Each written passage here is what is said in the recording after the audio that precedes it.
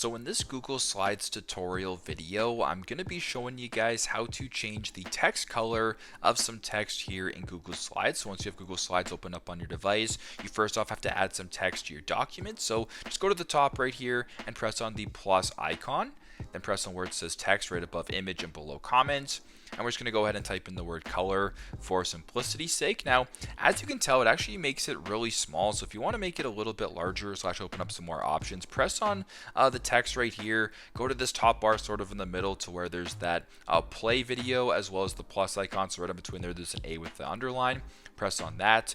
Then once you're on this screen, what you can do as well is first off, we'll just make it a little bit larger so you guys can see it. And if you go to where it says text color right here, press on text color. You can change it to whatever you want. So if you wanted to make it black, you can make it black. If you wanted to maybe do a theme color, you can do a theme color. If you wanted just to use the colors right here, we can go ahead and make it sort of like a pink color. We'll go ahead and press on pink, and there you go.